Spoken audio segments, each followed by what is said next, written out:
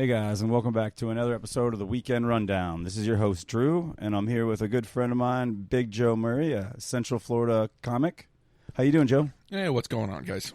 Yeah, it's good to have you on the show, man. Thanks for making the drive down. Oh, yeah. It is what it is. You know, I live in the middle of nowhere, so everything is an hour away. Yeah. So I drove an hour. Yeah, we were kind of talking about that, where you were like, everything's medium-ish for me. Like, I can't go anywhere, like, quick. Yeah, we have one club, and then everything else is a distance. But it's a great club, so. Yeah, you're lucky. Like, you kind of do fill-in work there sometimes, right? Like, yeah, LOL, yeah. Yeah, that's cool. We have a large crew of people there between Nathan Allen and Malachi Morgan and Joe Lamons. Good people. Yeah, they're all cool dudes. Talked to them last time I was there. I think you had the night off or something. It was the bucket pool last time I was there. Oh, the bucket pool, I was on a show. Okay, that's what happened. All right. Yeah, I was booked for the bucket show. What was I doing? Let's see, it was last Thursday. I was on a show. I know it was on a show. Well, I understand a show over like a free kind of thing. The bucket pool, I don't know that I did very good, but I was really close to the end, and we had to recycle a lot of our pools. There's a lot of people who go up at bucket pools who have never done a bucket pool, and they don't know all the tricks, ins and outs, and you can explain it to them beforehand. Lord knows I have. Right. And they will still like go up there and be like, read them and burn 30 of them without telling a single joke. And you're just like, come on, man, there's only 32 in the bucket. Yeah, there was the first couple of people, I don't know, like my buddy Nate leaned in. He's like, dude, the first 5 people have pulled 4 or more. And I was like, dude, I don't know what to say. It's one of those things where it's like it's not even so much like it's gamesmanship, where it's like, okay, you want to go up and you want to do well, and it does help you to work on like being quick and making tags and things like that. And right. But you need to look for like the barest tangent to like one of your jokes that's quick. You know, right. Like it's something you already have canned if you don't know what you're doing. Plus, the super secret, like dirty secret is nobody knows what's written on that sheet of paper. That's what somebody said, too. They were like, you could say whatever you want. It's like this says that I'm screwing Drew's mom. right. And then wow. you can make whatever and it's in joke. Drew's handwriting. That's so weird. Right. And like nobody knows any better. Like, Drew, why would you put that in? And like that would get the audience going. Right. But like you said, they just don't know because they're newer. And like I didn't think of that until I think Nathan told me that. Nathan Allen. Like we did it the first night, and the thing about that is for a lot of the guys who go there, like I love LOL. It's a fantastic club, but it's almost too good. Right. I say this to everybody. It spoils us. And a lot of these guys have never gone out and done a Kava mic and just like... Oh, like eating shit? Like not even just eating shit, just like performing for an audience who does not give a damn of what you're doing. Right. And they'll have their backs to you at the bar. Playing like World of Warcraft on the computer. There are like 2 guys playing pool, like 2 seconds away. And, like you're having to play above the crackling of, the cue ball. The billiards. Yeah, that's fun. And you either, like, it's one of those things, and they were like, I don't like this. And I was like, yeah, because you're feeding off of it. You have to, that's the callus you have to build in comedy. You have to be like, I don't need you guys to pay attention for me to have a good set. Right. But I'm going to make you pay attention. Right, that's like the thing that you're supposed to do is like you're supposed to make them want to pay attention, right? Like right. I don't remember who I heard say that. Maybe it was Joey Diaz or something in an interview. Well, I mean, you always want to be interesting. That's why I don't know. There's always something you can be doing at any mic. Like even if you feel like it's a bad mic, there's things you can be practicing. I don't know. That's why I always look at it as like nothing is wasted if you find something you can learn from it. Yeah.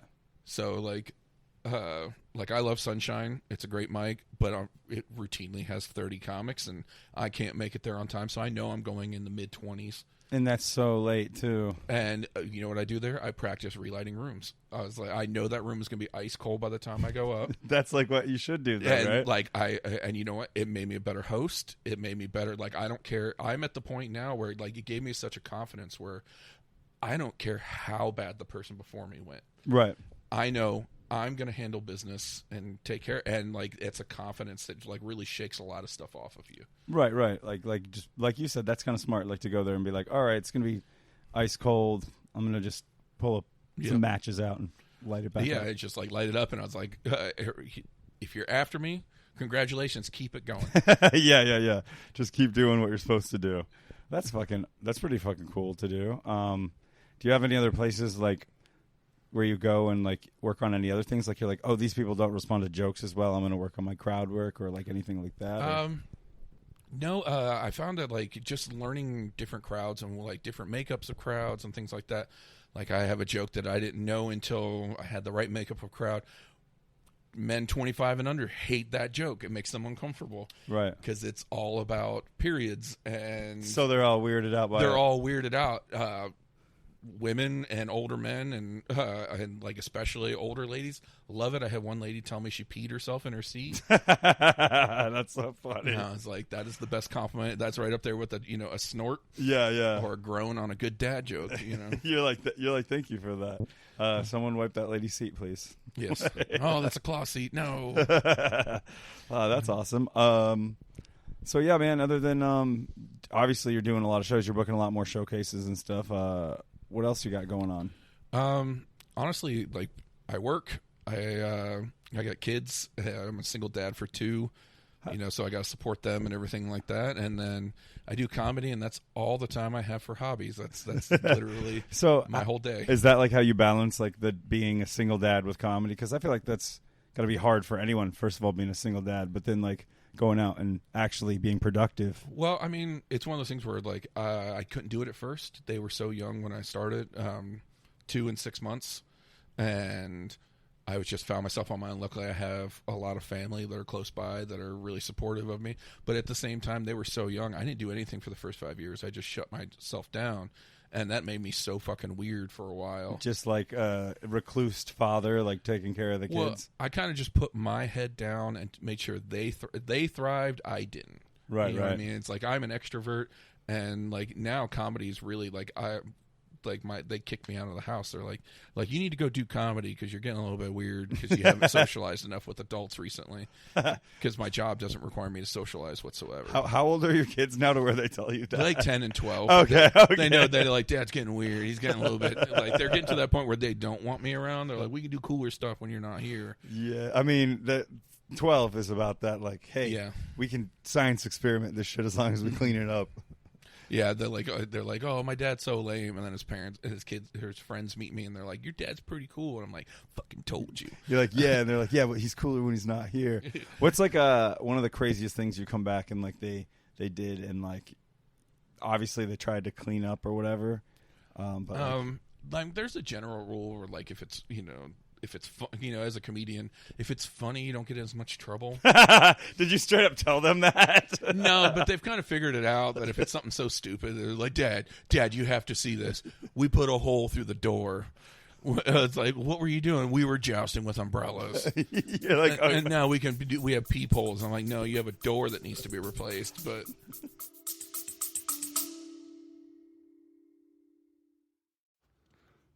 Guys, if you're liking and enjoying the episode and want us to make some more great content for you, you could go down to the bottom and click support the show. It's either like a one-time $3 charge, or you can give $3 every month, and that would really help. We could just keep making some good episodes for you. If you can't do that, we ask that you go and rate us in whichever platform that you listen to, and share us wherever you can.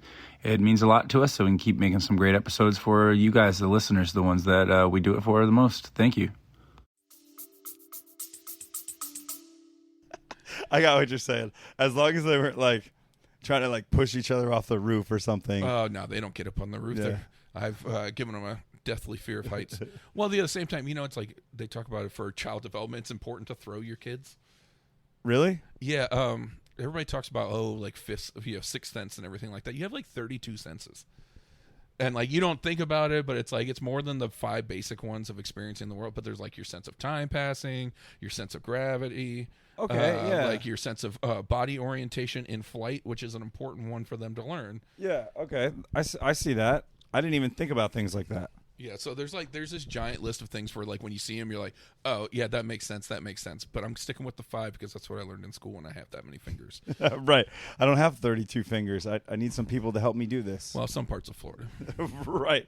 I don't know that I've been to those parts of Florida. I mean, I've been to a lot of parts of Florida, but I think those are the ones you just generally drive through and don't Oh stop. yeah, that's you can always tell when you're one of those because the speed limit drops to 30, and then picks right back up to 60. You know, because their entire police budget comes off of tickets. Oh yeah, in like those- that one, the those one country spot. Yeah, those country speed traps. You're like, cool. It was literally for like 10 minutes. You were Yeah. going 30 miles an You're hour. like, boo, doo, doo, doo, doo. Or like it's the police office, mayor's office, library, and post office all in the and same then, building. and then yes, a gas station, and then you're out. Yep. Oh, so basically, do you have your kids halftime or all I am the time? full time. Yeah, I'm a full time dad. She gets the minimum amount by law you can have without a felony or drug conviction. I don't know what that is, but I'm sure it's not a whole lot. She gets she has no overnight. She gets daytime visitation on Sundays, which is why I'm here recording this. Daytime visitation. Hey, sometimes you got to get out of the house. Yeah. You know. Well, I mean, you know, like it's just one of those things where it sucked in the beginning, but it's really ended up them. They're thriving. They're little monsters, but they're fun. I'm kind of getting to the point now where I'm almost able to like bring one of them to a show and everything. Right, like that. right. Like 12 is like close. Close. It's like well, the big thing is like they have to serve food or they can't come in. Right, because right. like if you're serving alcohol, you can't have anybody under 18 in for any reason unless you're also serving food. It's the stupid laws. Right, it's like one of those. Okay, that makes sense. I didn't even think about stuff like that. Man, that's like, what kind of things do you expose them to, like at 12, like movies? Like, so I remember when I was 10 or 9 or whatever, I could watch bad movies with my dad, but I couldn't watch them by myself. Is that like a rule you got going on or something like that? I keep them away from like body horror and stuff like that, or like, you know, like super scary movies, like, you know, jump scares and stuff like that. Right. Well, because that's just. But as far as like sex scenes, I mean, I don't watch them with them, but I'm not really like you're not watching porn, but like if it's part of the storyline and it's a good movie, you know, it's like Right. You don't want to like just take it out. yeah, it's like the thing is, it's like look at Game of Thrones. People might think that that's, you know, too risque for kids and everything like that. The entire plot of Game of Thrones is the War of the Roses in England. Right, right. So like these are things that happen. This is things that people do, and like They could just read history. yeah, it's like I could have them read history. And it's gonna be way worse than anything they're gonna see on TV. Yeah, yeah, yeah. Well, that makes sense. I mean, like, because my dad, he wouldn't let me watch like incredibly terrible things, but I think I remember watching like stupid movies like Terminator when I was like 8 or 9. You know? Yeah, Terminator's a classic. Yeah, exactly. But it's like that was definitely an R-rated movie. Oh, we went and saw John Wick and everything like that. see, and they understand that it's just like a cool action Well, I mean, movie. it's like as Americans, we're much like more complacent with somebody executing like 50 guys with a machine gun than we are with somebody showing one nipple. You right, know? right. That nipple's got a piercing, X-rated. Yeah, we're not. Yeah, we're not allowed to show that. One of the big things my dad never wanted me to watch was freaking Beavis and Butthead because he thought it was just so stupid. At this point, everything is Beavis and Butthead. Like every YouTube channel, every like short, it's all the same guy talking. If it's not the AI, it's like, watch what happens when we do this. Like we're gonna go to Walmart and we're gonna put Kool-Aid in the cart. Oh my god! It's like they're trying to make I do that to them to like illustrate it to them, like this is how interesting this is. That's literally what it is. It's like some guy. I think he lives in Bradenton. Like he like put beans in his car and like in the engine thing and took it and he's like, "What's wrong with my car? Why won't it start?" It's like, what the fuck, dude? I did this for internet clout. I've destroyed my radiator. Yeah. You know, it's one of those things where it's like, but if you were already going to replace the radiator, Like, you know, like maybe it's a. and frame it like you just don't care. There's a comedian, I can't remember his name. He has a bit about that where he's like, my dad told me once I was older, he's like, remember that time I came through and I came in the door and I was super angry and I just destroyed every interior door in the house, saying I'm tired of doors being closed and stuff going on behind him. And he's like, yeah. And he's like, that's because I had just come from buying all new interior doors for the entire house. And he's like, are you kidding me? And he goes, yeah. He goes, I never beat you, but I had to make you think I was capable of anything. I think I've seen that. It's one of the older ones that's like he's saying he did that to his kids, right? Yeah. Yeah, that's fucking so funny, dude. It's like you just have to put it's like that's why it's so important to have those talks with your kids, you know, about, you know, violence and sex and death and everything, like especially death, because otherwise they don't know what you're threatening them with when they get in trouble. Right. Well, even more than like the threatening. It's like kids also need to know that like death is a permanent thing if they don't know, if they're trying to coddle them and stuff. Oh yeah, but but I mean, I look at like I coach baseball, like little league baseball, and I'd be sitting out there and I'm like, come on kids, hustle. And I'm like, none of you are hustling. And then it came to my mind, I was like, do any of you know what hustle means? And all the kids were like, no, we've never heard that word in our entire lives. And I'm like, that is fair. I was like, hustle means we don't walk anywhere, we jog or run. We go fast. We go fast. Hustle means pick it up. It means go faster. I was like, that is a fair assumption. Like, it is my fault for not explaining, to a bunch of 7-year-olds what hustle means. Right. They've never heard that word in their life. But when you played baseball or any sport, they're like, hustle, hustle, hustle. So you're like, what do I say? I say that. Yeah, you picked it up from context and things like that. Well, that's the biggest issue. Everybody loses perspective on everything. When I was in college, I had a calc teacher for Calc 3, and he wrote something on the board, and he asked a question about it. And he's like, nobody? And he got all frustrated and mad and started yelling at us. And I just like raised my hand. I'm like, hey, man, you've been doing this for 25 years. This is our first time seeing this shit. Right. I was like, we're not going to process it as fast as you are. And a lot of people you lose perspective on things you do every day that not everybody else does. Especially if you're the damn teacher. Goodness gracious, man. Well, I mean, it's like hanging out with comics, man. Like, there's something about hanging out with a bunch of non-comics, especially when you haven't seen your friends in a while, and they know you're a comic, and then all of a sudden there's just like people just keep teeing you up and then stare, and then the entire group stares at you. They're like, "Come on, say something funny." The whole time, dude. The whole time, it's so weird. And you're like, "Oh, okay. You just want me to continuously be funny all the time." Yes, and it's one of those things. But then you hang out with but at the same time, it's like boring to hang out with non-comics sometimes. Yeah, like you hang out with your friends and they're talking about kids and stuff, or going to PTA meetings. Jesus, dude, I haven't hung out with a lot of my friends because of that. Like, cause I try to hang out and they're like, "Well, we're taking, our son to Legoland because it's his third half birthday or whatever the crap thing excuse it is." I'm like, "That's awesome." Okay. Yeah. Well, it's like one of those things. Is like, if anything needs like a Statler and Waldorf roasting it constantly, it's a PTA meeting. You're just like it's like, we need to stop this for the kids. You need to stop having kids. Yes. It's seriously, dude. Like, I would kill for just a sassy gay man to be in my ear the whole time watching the whole thing. Or like in the back of the room with a microphone, just like, and no one could like stop him from saying what he wants to say. Oh God, like just a tiny megaphone, and he would have to be just permanently installed at every school, just cause so he knows all the social dirt.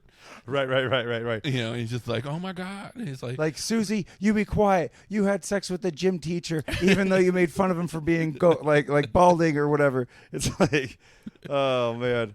Like, I remember one time when I was in middle school, we had this gym teacher, and I'm pretty sure in middle school they have smaller basketball hoops anyways, and he bet us all sodas or something that he could like dunk on all of us, and he dunked on our heads. Like, what kind of like middle school teacher does that? I mean, you're a middle school teacher. It's one of those things where it's like, middle school is the worst teaching, because like all the kids are like, they're all going through puberty and like their brains are opening up and everything like that. It's the worst possible time, right?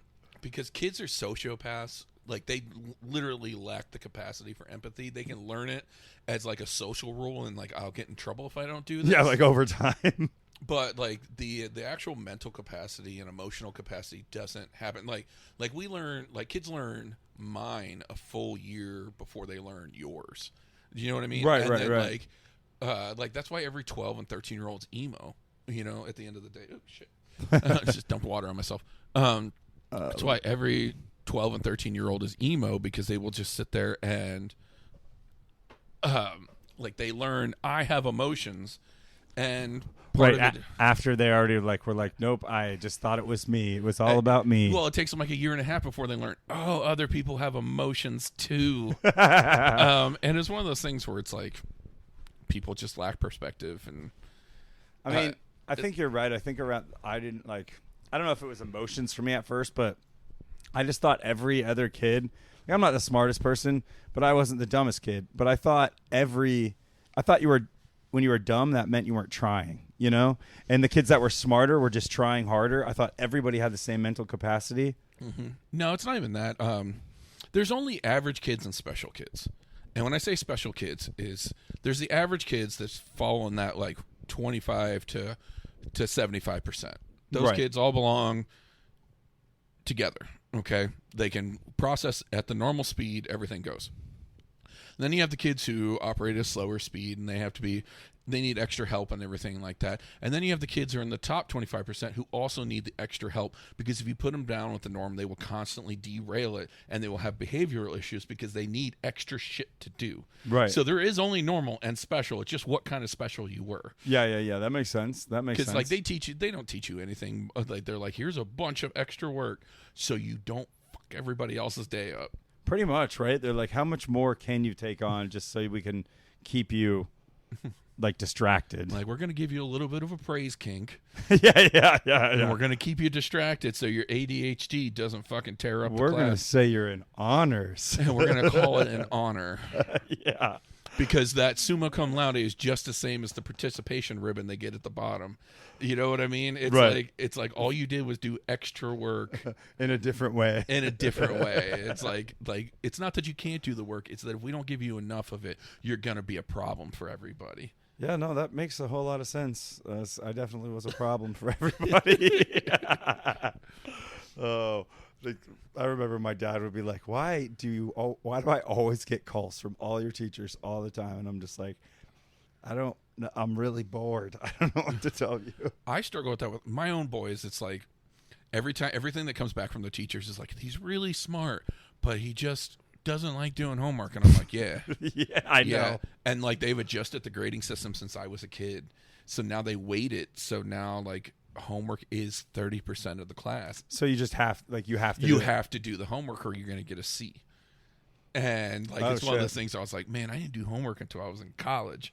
I was like, the worst thing that ever happened to my college GPA was mandatory attendance. Right. I was like, I was that kid who didn't like, I had to fight. I had Calc 1 and I had taken Calc 1 AP in high school and I had to take it in college and I didn't want to go to the class. You're like, I already know this shit. I showed up for the test and they tried to fail me for lack of attendance. I was like, what's my test scores? I was like, you don't grade on anything but homework. And I had to go through this whole academic thing.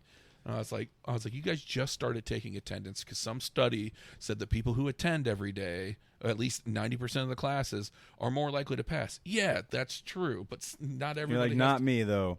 Not me. I got a 95, and I was like, and you want to take it down to an F because I missed 25 days. It probably had something to do with too. Like, I don't know if this is just a guess, but like, guessing like they're like, oh, your students need to come to your class for X amount of days for you to get more funding, and like, I did. The problem is a lot of that stuff is run by people who aren't teachers. Right. They don't. There's like business people. Yeah. And business people like, oh man, don't get me into like economics versus economic philosophy. Right. We're going to become a communist nation by the end of this podcast now. Just right. Everyone's going to be like, we do not like them. Those commies. That's awesome though. Yeah, I didn't really like school. I feel like I went because like the pressure of my family to go, you know, it's like, I think now kids would be better off if their parents and stuff tell them like, hey, it's cool to get a trade, you know, you can make a lot of money doing that. Or you know, it's funny about that because like I went to college, I got my degree, and I went for my internship just before, like I had half a semester left. I did my summer internship and I realized I didn't want to do this work. Like the last semester. I was like the last semester was the first time I actually got to do real work. And I'm just like, oh, this is what this is. I'm not built for this. Like, I understand. Like, so I have an engineering degree. And the work, I have a chemical engineering degree from USF. The work I did is built for autistic introverts. Okay. I might be autistic, but I'm not an introvert. Yeah, you're like, I'm only half of that. And, like, it's like 3 12-hour shifts in a clean room watching a chemical reaction. You can't move around too much because you'll stir up too much dust. You can't read a book because at that time Kindles didn't exist. You can't listen to music because you need to be paying attention to everything. Oh. So you are watching paint dry for 12 hours. For 12 hours and logging stuff and logging temperatures, maintaining, just monitoring things. And you're alone. There's nobody to talk to. Dude, that's like almost prison. That's getting paid to be in prison, basically. That's solitary. Yeah, but I mean, it's well paid solitary, but it's one Yeah. of those things where it's like, now if you're built for that, it's fantastic. Are they like 3 days in a row too? Or They is it could like, be. It'd be like a 12. Generally, they just staggered it. So still, it'd be either like a way. Monday, Wednesday, Friday, or a Tuesday, Thursday, But Saturday. then Tuesday and Thursday are dreading going back. I mean, it was just one of those things where I did it for 6 weeks, and by the end of it, I was like, I'm gonna have a mental breakdown in here. They're like, all right, Mr. Murray, could you stop doing push-ups in the clean room? And I'm like, why? And it's like, well, you're stirring up too much dust, and your own sweat will create particulate. Oh, and we have my to maintain goodness. a certain, like, the salts in your sweat will go into the air because we have to keep it under, because it was like high-end chemical manufacturing. Jeez, man. And I'm sure there were other things I could have done with it, but it was just one of those things where I just. And then I've went into IT because it was easy. I was doing IT work during the day and bouncing at night, and that was a great life. Right. I was out and about all the time. Everybody knew me, and I had good money. I had money in my pocket. I did well, and then had kids and had to stop bouncing because I couldn't be up all night. And Right. then I went to a quick trade program for 3-month boot camp for coding, and now I'm a software engineer. Just all over the place. Yeah, and it's like it's one of those things where it's like my dad told me he's like yeah, you just had to pick something and you were going to be good at it. Right. And like a lot of times that's what it is, and it's like it was just it wasn't about picking my passion or anything like that. It was about picking something I could fucking like just do day in and day out, Right. and not want to hurt myself. Yeah, not go crazy doing it. Yes, and at the very least, this is coding is just puzzling. Right. And if you've figured it out and you're good at it, and that's all that really matters. I mean, I'm that guy who does like the crossword, the Wordle, connections, Sudokus every morning on New York Times. So your brain's just already figuring out puzzles I all have the time. to do it. I have to. I'm a fucking board game nerd. Like if I hadn't been giant and good at sports, You would have just been like I would have been in a a dungeon band somewhere. nerd so bad. Oh man, I am a dungeon master. I'm telling you. Yeah, but Dungeon Master's cool. But I was saying like you would have been the guy that like in school, like if you weren't playing sports, you were locked up in the library with all the other kids playing like. Like my yearbook, I am everywhere. I'm in photography club and key club and football and wrestling and track and chess club and Latin club and National Honor Society. It's like dude, like, and part of that was like, one, I grew up incredibly poor. Just always wanted to do stuff. And my growth spurt was gigantic, and I realized that every club you joined gave you a free shirt. She's like, dude, I'm gonna get a whole new wardrobe So here. I got all my wardrobe. We couldn't afford for me to buy a whole bunch of new shirts, like Right. especially because my parents were like, we don't know when you're done growing, because like from That's such a shitty thing. Like, how dare you get bigger? I had I'm one of 6, so. Like I'm second youngest, and I was the only boy, so there's no like hand-me-downs for me. And my parents, were just like struggling to get by to pay for everybody, until we popped out. It got a little bit easier once each kid left, you know what I mean? Obviously. But it was just one of those things where it's like I come from absolutely dirt nothing, like moving quickly in the middle of the night to avoid rent and eviction. Like one and- of those situations. Yeah, sitting in a separate line for free lunch because it wasn't that you got a free lunch, but you needed to be shamed in front of everybody at the same Right. time. That's how they rolled it. Right. I think they did away with that. Whenever I went to high school, like I had lunch. So what the hell was that? My phone made a noise. But yeah, I had reduced lunch, so I had that 40 cent lunch. It was pretty awesome. Yeah. Kids tried to make fun of me, and I was like, dude, I don't even care. I was like, I don't make money. Yeah, I did make money. Like I'm pretty sure I am junior just because my dad could sign up for jobs and then give them to me. You mean like oh hey, you need to go there and Hey, guess what? You're 8 years old now. Time to fucking start contributing. Like you deliver papers for the evening news now. It's like get on your bike at 8 years old by yourself and go around town and deliver papers to 150 houses. yeah, it's not technically legal, but because they think it's your dad, it's fine. Yeah. Jesus Christ. And the neighbors are all like, I just like that we live in a town where there's a paper boy. So like it was like a double thing. Like your dad was like like making money off you, and then everyone's like, you said, like, it reminds me of the 50s. Like they should bring back the milkman. Yes, it's one of those things where it's like, but it was nice. Little old ladies would leave me cookies and stuff like that. So you're like, heck yeah. Mm-hmm. Like they could have drugged me. I don't know. I was a ginger kid. Nobody wants to steal. Nobody's attracted to redheaded men. No, they're just like, oh, look at that. Like they think we're all like definitely like. I think if you have red hair, people think you're some sort of autistic just by having. red hair. No, we're just aliens, man. Right. Like we're the only genetic group that doesn't have roots in like that 0.2% African. Right. Yeah. No. It's we're albinos. Yeah. It's crazy. It's great. Yeah. That I didn't. Now that you say that, that's true. I never really thought about that. Where the fuck is it all like for this giant Jewish chunk, man? That's why the white supremacists keep trying to recruit me. The Jewish chunk. My DNA does not go further south than Switzerland. I'm just. That's so funny because the other day I was doing I think it was my buddy Sean, but Jokums was on there, and they were making fun of Nate, and they were saying, he's a recruit for the KKK, and I'm like, he's like Jewish, right? Like, I've had I have 4 incidents in my life where they tried to recruit me. Oh, hold on a second. Our thing is not. Oh, we came back. Okay.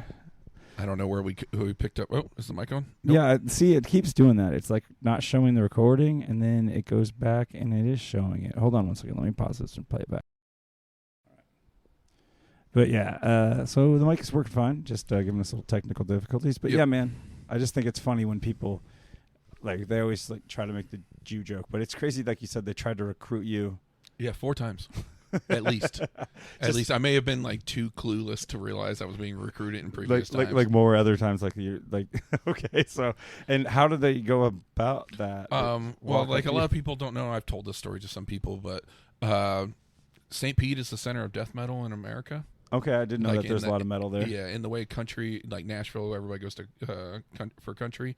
People come to St. Pete, Tampa for death metal. Yeah, and so I was a death metal mosh pit kid, growing up, and used to go to like the local shows, and like if you're in the punk scene, if you're in the metal, like the death metal scene, or even just certain levels of metal, there's neo-Nazis running around everywhere. Yeah, that I do know. Now I was 20 and bald and naive. This is pre-Google. Oh, you've always been a bald guy, huh? Yeah, I went bald at 20. I was not happy about it. I was like, at least my head is nicely, it's like I've had a beard I've had a beard since the 90s. So you've always been okay. Yeah. Like I've had a beard since '99. I haven't seen my chin since high school. Like I grew a beard coming out of high school, and I never saw my chin again. Just never went back. Never went back. It was pretty cool there. I got like a little bit weird and let it grow long, not thinking about it. Like a wizard. Just out of laziness, and then like 2006 happened and all the beard stuff, and everybody's like long beards. That was weird. Yeah, like you had like a ZZ Top beard going on? Yeah, I had like a really long beard, and like at that time it was so popular. Like dudes would come up and they'd bypass the women I was with and buy me drinks because of your beard. They're like, your beard is so awesome, bro. Let me buy you a drink and hang out. And the girl talk about beard stuff. The girl you're with is like, my tits are like halfway hanging out of my shirt. Exactly. And they'd be like, I'm like, what do you want? They're like, get out of the way. We're trying to talk to Joe and his nice beard. We're trying to. It would like, it's not just one. It's one of those things where it's like a lot of people don't believe it, but the people who were there, they're like, I fucking hated that time. I hated your long beard. I got no free drinks. You're right though, because there was that time where people were like growing their beards like insanely long and like doing like the crazy mustache things and like having beard competitions and shit. Yeah, and then Duck Dynasty killed it. Yeah, dude, those guys like were fake. Like they grew those beards out, right, and like started talking like hillbillies or something. Yes, yeah, because they were just like high end, like preppy rednecks. Yeah, that's like, pretty much what it was. Yeah, yeah, rednecks with like the guys you see with lifted trucks that don't see dirt. Yeah. You know what I mean? And then like they come out and they got a cowboy hat, khakis, but they got like khakis, a polo, and boots. Yeah, it's like half of Bradenton is what you're talking about. Like, oh, it's fucking hilarious. I was like, yeah, you're just sitting here like, I like down home country, but they're the kind of person who would like, can somebody wipe the cow shit off my boots? I can't. I can't do it myself. They need the girl to do it for them. Like I got the pressure washer in the back just for this. Like the way I look at them, I was like, you do shrooms, and they're like, yeah, and I'm like, do you pick your own? I'm like, no, I'm like, you're fucking fake country. Yeah, dude, that's a good test right there. Like if they say no, they don't do shrooms. Well, If they don't do shrooms, that's one thing. There's but it's, other just, things. it's like, that's funny. So I'm sorry. I want to circle back to how did it go where they tried to recruit you and then you're like, I'm like Jewish, like no, it was even crazier than that. So like I'm running around, I was a monster in the pit. I had good control of my center of gravity. It was right. You're big ass dude. I'm So. a big ass dude. I could have been a D1 athlete, but that's like saying I could have joined the military. Yeah. No, like USF had just gotten Division I.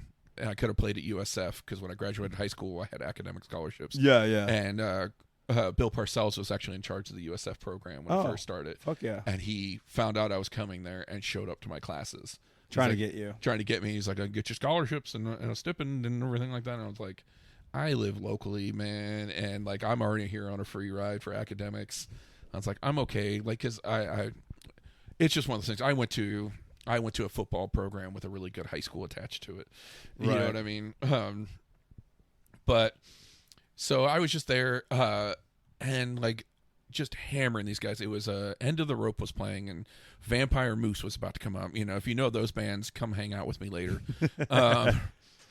And these guys are like, man, you're really hard in the pit. You should come join our group. And I'm like, what group? And it's like, well, we want like bald guys group. Is that what we're doing? Did you fucking say that? And like, I'm like, what's going on? And they're like, oh, we got to keep the scene pure from people like this. And I'm like, he points and there's this girl in the corner. And I'm like, you mean like half Cuban, half Dominican girls? And he's like, hey man, you got pretty good radar for them. I was like, he's like, how'd you know that? And I was like, that's my girlfriend. And he's like, oh, you're race mixing? I'm like, I'm fucking Jewish too. What do you want? And he's like, we're going to get you. And I was like, fucking bring it. We're going to get you. Oh, man. I beat the I was. Have you Dude, ever seen somebody? It always feels so good to hit a Nazi. Have you lifted a person like in the air fully as like a full-grown human being? Like you're a big dude too. Have you?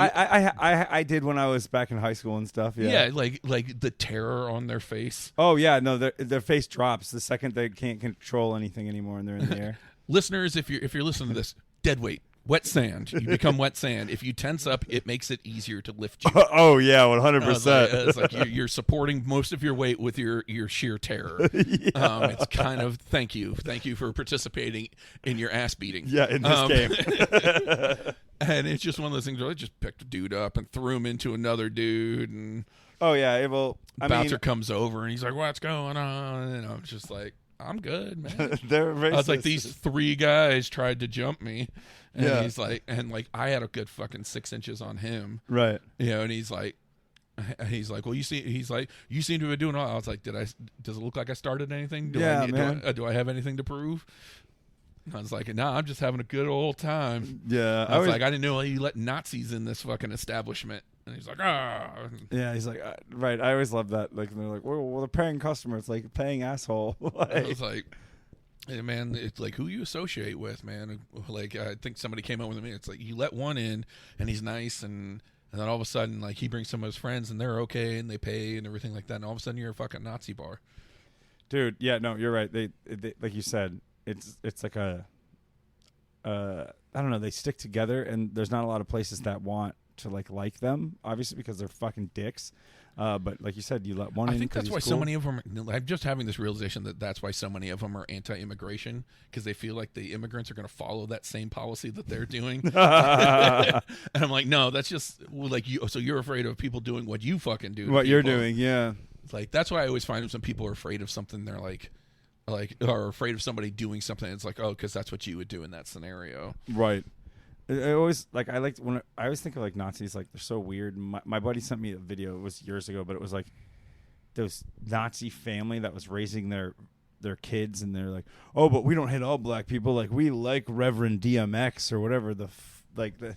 Yeah, they always pick one as the good one. Yeah, and it's like, oh no, he gets it. Like he thinks they're all different, and it's like, no, stop it. I like to make that joke because, like, like I love Gordon. Gordon's going away here soon. Yeah, he is going. It makes me sad, but Gordon's half black, and I always make that joke whenever we're on the same show. I was like, I want to be friends with Gordon, but then I have to find another half black guy to be friends with because I'm only allowed one per the quota, because you're only allowed to have one black friend in order to say you're not racist. Two of them, and you're race mixing. That's so funny. It's so stupid, man.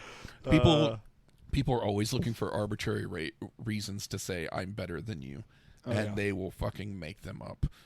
They will make them up. It'll be the mental gymnastics of just everybody's got to be the hero in their own story. Right, even if they like don't do anything but like go online and like talk shit and like go home and watch like Grey's Anatomy or fucking Big Bang Theory or something. Or they're just watching. They watch American History X and they just cut it off after Edward Furlong dies, and be like, "That proves it. Yeah, that's like, the end of the movie." Right in the beginning, they were justified all the way from the front. I was just like, Jesus Christ. Oh my God! If anyone turns it off at that point, yeah, they're assholes, dude. Imagine. I bet there is a Nazi edit. Like I'm probably gonna get kicked out. Like this is gonna be like I'm not even monetized, but this is gonna be like you said that word way too much. Listen, we're not like glorifying it. They suck. True. Yeah. But yeah, man. What else do I want to kind of talk about? So you said you're into nerdy stuff too, as well as the sports side. What kind of got you into that? Just like abusive home life. I don't like. I had to escape into a fantasy world. No. Was it like Lord of the Rings though? I'm asking like which one was like your intro? Like Star Wars. My intro was Chronicles of Narnia. I read all 7 books in the original order. Oh, nice. Which is completely fucking not chronological and doesn't make any sense. As much as I love A Horse and His Boy, it doesn't fit anywhere in the saga and has no bearing. Fight me in the comments. He's like, do it. But it's one of those things where it's like The Magician's Nephew. Like I read all of them, and I was just like, I devoured them, and then I got to The Hobbit and then The Lord of the Rings. And then now I'm a sucker for any good world building. Like if you create a cool world, I want to see what happens in it. Right. I think that's why I recently got sucked into that One Piece show and manga. Like, One Piece has a really good world building. They have a good world building, and it just kind of builds off its own silliness. It just keeps getting more and more ridiculous. And it's like, I love stuff like that where you can just keep, like, I love 40K lore. I don't even play 40K. I love but you're lore. Like, I just like the lore. lore. I love 40K lore. It's hilarious. I think orcs are fucking hilarious. That they're all slightly psychic and their machinery, they're all one living fungus. I didn't know any of this stuff, but that's super cool. They share a hive mind, and their shit only works because they believe it works, and they have collective psychic energy. And like, that's fun. There's a funny story where there's like a group of Ultramarines that run out of ammo, and they're staring down hordes of tens of thousands of orcs, and they ran out of ammo. It's like, what are we gonna do? And the one leader like just looks at him, points his empty gun, and he goes bang, and one of them fucking falls over. So these dudes are just going bang, bang, bang, bang, bang, bang, bang. They're just saying it, and because the orcs believe they've been shot, they're falling over. They're falling over, and they're dying because that's the way they work. And then all of a sudden, like this group of orcs comes over the crest. They're in a 4x5 column. And 4 wide, 5 deep, and they're just chuk chuk, and like they keep saying bang, and these guys in the front keep going ping, ping, ping, ping. They're like pretending that it falls. And the guys in the back are all chanting, "I'm a tank, I'm a tank, I'm a tank." They're just like, you can crash their ships by making them doubt themselves. Like, maybe the ship won't work, and they're like, "What? What do you mean maybe the ship won't work?" And they all die in space. That's fun. That's so stupid. The proper amount of silly, I love that kind of shit. I always liked. It's never been realized properly. Shadowrun. I know they keep trying to make games out of it. Fuck. Closest we got to a good Shadowrun, Bright. If you watch Bright on Netflix. I've seen Bright. Yeah. It wasn't a bad movie, but it wasn't anything special either. It wasn't anything, but it's like very Shadowrun-esque without being Shadowrun. Shadowrun is like D&D Like modern day time if mix? modern D&D happened in modern day, like basically Lord of the Rings was real. Yeah, okay. And then the elves left, and then we dug too deep in the earth, and we awoke a world dragon. Well, world dragons are greedy, intelligent creatures. So what do?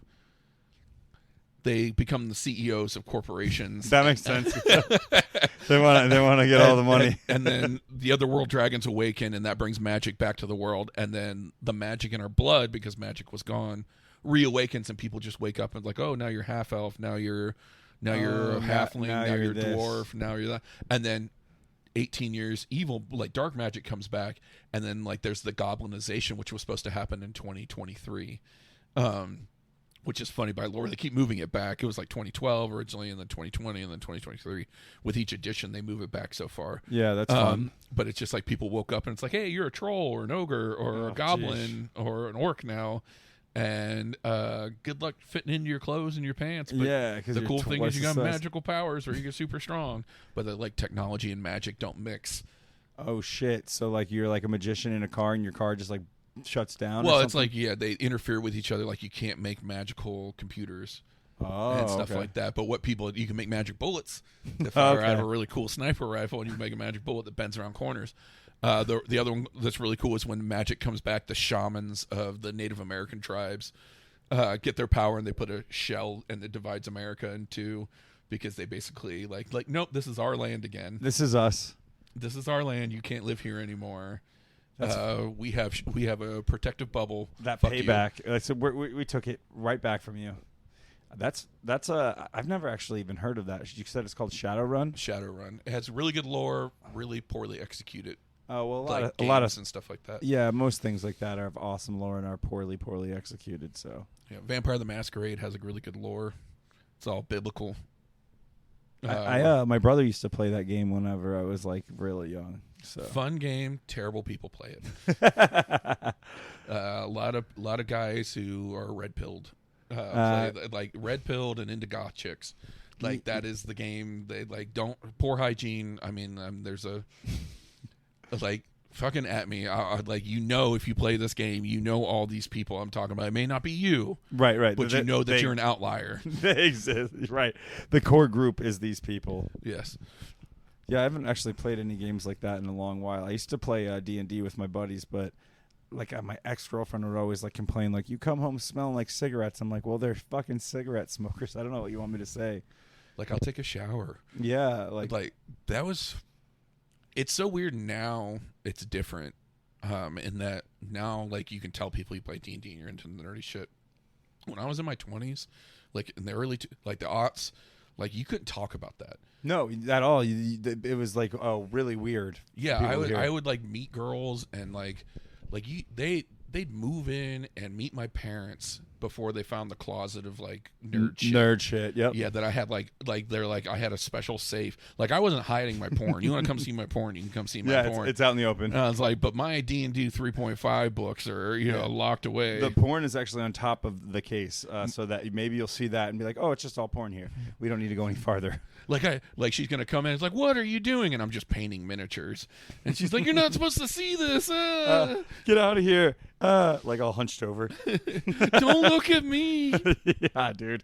I remember one time, like when it first changed for me, I used to have this like R2D2 lunchbox that was like, it was cloth, but it had like a button where he would make the noises, Mm-hmm.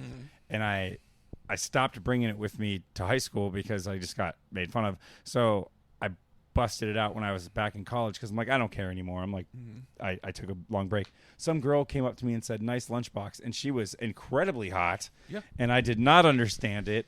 And I think that's the time like where the world was shifting. I think it was like 2007 or 2008. Well, I think part of that is like in high school, you're with a group of people that you're never going to be around again. Because like it's just they mash everybody together and it's just maintain the norm, don't stand out, don't stand out. And then you get to college and it's like stand out, be you. Like nobody's out there trying to yuck their own yum. People are trying to develop personalities and things like that. Yeah, that was the cool part about college. You are right. They kind of were like that. It sucks. Like if you already had a personality, you were the only freshman getting laid. So right. Yeah. I went to a community college for my first 2 years, and I didn't have I didn't really have a personality, but I was tall, so that worked for me. You know how? Oh it is yeah, to be you're tall. over 6 foot, so all women see you at a MySpace angle, and Yeah, it's great. I don't know why, but whatever. Okay, cool. well, there's the numbers like when women, well, when polled, like the three aspects that women look for is 6-figure salary, 10% less body fat, or less body fat, and over 6 feet tall. Right. I'm glad I got one of those things going for me. Yeah, if you are in any of, if you are all three, you are top 0.7% of men. If you're actually single, Right. 0.7. Yeah. Like that's 0.7% of eligible men, and that's what they all want. They all want that. like My buddy has the joke where he says, "Oh, women." They say, "I don't want a lot. I just want a guy that makes 6 figures over 6'2". Yeah. It's like, you understand the numbers, like you don't understand. It's It's like 5% of men or something. I don't talk to dudes taller than me because those muscles in my neck have atrophied from lack of use. Right. There's not a lot of people, like, I don't look up physically at people. Although sometimes I see people, like, there's a dude who works out who's 7 feet tall, Right. works out across from LOL at the gym that's across the street, and I just want to get a picture with him so I look normal. Just one time. Like, because I always look like I'm taking these special ed kids on a field trip to, like, see Shakespeare or something like that. every time. Every time I have We're to take going to pictures the on book, the Book of stage. Mormon. Like, I feel like I look like I'm doing volunteer work every time that I'm like, You are pretty much taller than everybody at LOL. Yeah. Like not by like a little bit either. there's some taller guys there, but Yeah. But I feel like not nobody taller than me Yeah, besides yeah. you. But yeah. Well, I don't go there all the time. It's just kind of far from me. It's like, you just drove here. I don't have a problem with driving there. I like that club, like you said. It's a real awesome place to go, and I don't know. It's all you guys are awesome too. So it's like, it's not like I haven't been to one really where it's like cliquey in the way where they're not like welcoming of comics, But I think you know what I mean, where they're like kind of like. well, I mean, I'm kind of falling off of it because I've been going so many other places, but I try to, like, the Polk comedy community, like, because it is so new, we have the ability to, like, start it off right from the get-go and start it off the right way. And I've been, like, scene dadding, like, everything, like, Yeah. And when I say scene dad, like, a lot of people are like, scene alpha, and they're like, no, I'm not the fucking alpha. I hate the fucking alpha shit. It's bullshit. You don't have to tell anybody you're the alpha if you're the alpha. Right. But, King doesn't have to tell anybody he's the king. But it's one of those things where it's like, when I say I'm like scene down, I'm like, oh, you need a ride, you need Just trying to get around. you need a Band-Aid, I got tools in my fucking car, and Right. stuff like that. Because I enjoy that nurturing aspect of being a dad and everything like that. But also, we're 45 minutes from fucking everywhere. You need to be nice to everybody who comes here. Yeah. Okay, because you're not, like, they need to have a reason to come here and feel like we have what I believe is the most above board like lineup. Yeah. Like you're going to come there, you're going to sign up, you're going to pull a number at random, and that number in random isn't done in a back room where like, oh, the Right. same 3 people keep getting in the top 5 Yeah. at random. How does this keep happening? No, we pull in fucking front of each other. Yeah. You see. know. You see it. There's no preference. We also try to, like, if you tell somebody that you're coming from over an hour away, we'll put you on the list to make sure you don't have to fucking fight it, because we understand 7 o'clock is really rough to get to Yeah, man. Especially like you Yeah. said, like this time of year with the with traffic the traffic shit. and Yeah. snowbirds and everything like that. Yeah. But it's just one of those things. I was like, we have the opportunity. It's like, make it the place you wish every other place was. Right. That's the whole point, and that's awesome that you guys do that. I really like that, and that's why I don't have a problem driving out there. Yeah. I think that's why a lot of people come out there. Plus, Mike books. Mike, if you're good, Mike will book you. Yeah. Mike doesn't play the politics game. He's just like, you're good. Now, there's people who come there and just burn that opportunity. I'm sure, yeah. And it's sometimes hilarious and catastrophic, and like we just like hold that up as an example. I was like, don't fucking do this. Right. Like, did you see what this guy did? Don't do this. Right. Yeah. Don't do that. And don't do this. But there's also, like, when I first got into it, like, got into comedy, like, it was 4 months before anybody told me the pants rule. yeah. You didn't know the pants. I didn't know the pants rule, and I wore pants because it finally got cold. Oh. And, like, I wore pants, and like, oh, you finally figured out the pants rule. I was like, what pants rule? You were just wearing them because they're I got cold. 4 gigs that night. And they're like, he's ready. He wore pants. And I'm like, that was holding me back this whole time, you assholes. You could have told me like it's better if you Like, figure it out. somebody tell me. Like, it's Florida. It's fucking hot. You make us wait outside until the club opens. I'm wearing shorts. I mean, you're not wrong, dude. I was going to other clubs, it's like one of those things where it's like nobody fucking told me. Like, I'm of the mind that if I got something on my face, fucking tell me. And if you got something on your face, dude, I'm gonna take you off to the side and tell you too. I'm the same, man. Like, hey, you got a booger, dude. You need to get it. like hey, you got one hanging. No, I mean, don't call him out in the middle of everybody. Embarrass him. There's a tactful way to take him off. Like, hey man, you got toilet paper on your fucking shoe, or hey, your skirt is tucked into your fucking tights.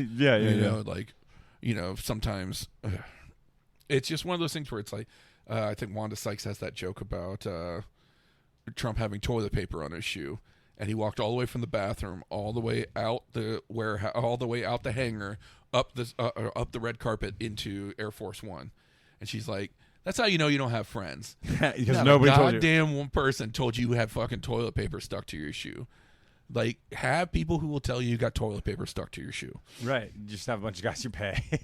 You know what I mean? It's just yeah, dude. That is a thing. It's like people be nice to your face, but like they also think they're being nice by not saying anything. Yeah, and it's like, dude, like does it embarrass you to tell me? Like you said, just be like, hey. Like there's a right way to do it. You don't be like, oh, what the fuck, Drew? Is that cum stains on your pants? What is that? What is that? It's like don't embarrass the person. Take them off to the side, show some fucking tact and like adultness, and be like, hey man, like your dick is hanging out. Yeah. Like, first of all, like, congratulations, and second of all, put that away. Yeah, we got children present. Like, hey man, yeah, this is a family establishment, and plus, like you said, it's 4 months. Like, I've been hanging out with all you guys. Just tell me to wear pants. Just tell me to wear pants. It's not. You don't even have to like really explain it. Just say there's an unwritten rule. Boom. I'm glad the beard rule's gone. Yeah, I heard about the beard rule, the hair rule, and the hat rule, which, like, I do all of those things. So I was like, I'm glad this fucking... I was doing the shorts. Like, I wear a hat when it's cold. I wear a hat when it's cold, or if the lights I know are going to make me sweat. Right. Because I am leaning down constantly to look, and I have no hair, and it just runs straight into my face. Every time. It's either that I'm going to have to invest in, like, monogrammed handkerchiefs or something like that. Or, like, here you go. Just throw a fucking in the front row. Absolutely drenched fucking leg. Like, just peg somebody in the face. It, like splats them. Just waterboard somebody with sweat in the third row. It's like, oh, you didn't even get the premium seat. Oh, man. That's awesome. I don't know. Have you done that where you actually you get on stage and you're like, or you're like getting ready to go on stage, or you're hosting and you wear a gray shirt and then you start sweating and you're like, oh, I want to take my hoodie off. Oh shit, I wore a gray shirt. I was sweating. I can't go up there as Pit Stains McGillicuddy. You got to put the hoodie back on. Like, no, you just like got to leave the hoodie on and just fucking die in your sauna suit as you're going up there. I have yet to do that. Like, when did I get the fucking hoodie made of plastic? You know what I mean? Yeah, it's like your hoodie became a windbreaker or something. It's like no air comes out. Man. So yeah, we've been all going about an hour now. So we'll probably wrap this up. Do you got anything coming up? Any shows or anything you want to plug? I just have one big show that coming on the 9th. I'm going to be at the Suncoast Ritchie Theater. Big 300-seat theater. I think. Let's see. Jeff Waite's putting it on. Oh, nice. It's fantastic. David Wayne's on it. Natasha Powell, Bob Holden. And I am missing somebody who I'll have to apologize in person because I'm not looking at the sheet right now. And I'm sure it's somebody that's going to be like, what the fuck, Joe? And I'll be like, hey, you listen to Drew's podcast. Hey, you're one of the 10 people. Yeah, but so you said that's on March 9th. What time is that at? I believe that's at 7. 7? Doors at 7. Doors show at 8. 7. Cool. So that'll be a good one. You said it's a 300-seat theater. That's pretty awesome. Yeah, so... Go see Big Joe at his showcase on the 9th. What's the name of the theater called again? The Suncoast Ritchie Theater. At the Suncoast Ritchie Theater. I'm sure it's going to be Richie a really Suncoast. yeah, the Richie Suncoast Theater. I'm sure it's going to be an awesome show. Oh, it's David Westgate. He would listen to this. I'm sorry, David Westgate was the other comedian on there. But yeah, all those guys are really funny. The girls as well. Make sure you go check them out. And this has been another episode of the Weekend Rundown. I've been your host, Drew, and have a great one. A rich man's world.